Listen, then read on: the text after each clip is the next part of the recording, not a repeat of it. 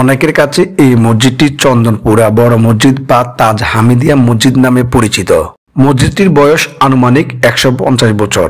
চট্টগ্রামের পর্যটন শিল্পের পরিচয় তুলে ধরতে মসজিদটির ছবি ব্যবহার করা হয় দেশ বিদেশের বিভিন্ন প্রকাশনায়। ইসলামিক স্থাপত্য শৈলীতে নির্মিত চট্টগ্রামের অতি প্রাচীন স্থাপনার একটি চন্দনপুরা তাজ মসজিদ। বন্দরনগরের চকবাজার ওয়ার্ডের সিরাজ উদ্দৌলা সড়কে এটি অবস্থিত। মসজিদটি চারদিকে যেন রঙের মেলা। হরেক রং ব্যবহার করা হয়েছে স্থাপনার প্রতিটি অংশে। লতাপাতা নকশা আর নানা কারুকাজের সৌন্দর্য ফুটিয়ে তোলা হয়েছে সুনিপুণ হাতে। অনেক দূর থেকে দেখা যায় মসজিদটির বাহ্যিক সৌন্দর্য। সিরাজউদ্দৌলা সড়কের পশ্চিম পাশে মোগল স্থাপনা শিল্পের আদলে 1870 সালে মাটি ও চুন সুরাকিল দেওয়াল আর টিনের চাঁদের মসজিদ প্রতিষ্ঠিত করেন আব্দুল হামিদ মাস্টার।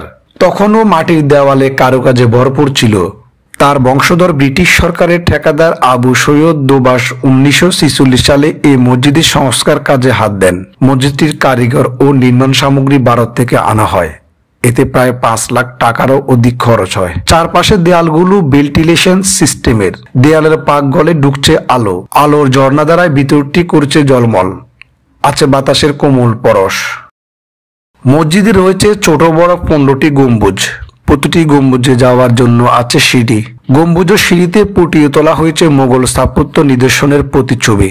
গম্বুজের চারপাশে রয়েছে জান্নাতের সুসংবাদ পাওয়া 10 সাহাবীর নাম। যখন মাইক ব্যবহার করা ছিল না তখন 4 তলা সমান উঁচু মিনারে উঠে আজান দেওয়া হতো। এরকম 2টি মিনার এখনো আছে। বর্তমানে প্রতি 5 বছর পর একবার রং করা হয়। এই মসজিদে বড় গম্বুজটি ছিল প্রায় 13 মণ রূপা ও পিতলের তৈরি। বৈরী আবহাওয়ায় এসব জিনিস যেমন নষ্ট হয়েছে তেমনি সংস্কারের সময় অনেক কিছু হারিয়ে গেছে। পরবর্তীতে বড় গম্বুজে সবুজ, গোলাপি ও হলুদ রং করে দেওয়া হয়। বর্তমানে মসজিদে একজন ইমাম, একজন হাফেজ ও 2 জন মুয়াজ্জিন রয়েছে। প্রতিদিনই নতুন নতুন মুসল্লি এই মসজিদ দেখতে আসেন। আশেপাশেও অনেক নতুন মসজিদ গড়ে উঠেছে।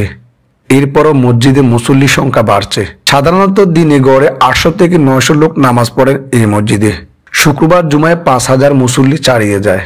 তখন মসজিদের জায়গা সংকুলান না হলে মসজিদ সংলগ্ন রাস্তা বন্ধ করে সেখানে নামাজ আদায় করেন মুসল্লিরা। মসজিদটিতে রয়েছে দুর্লভ ইসলামী নিদর্শনগুলির সমৃদ্ধ সংগ্রহশালা।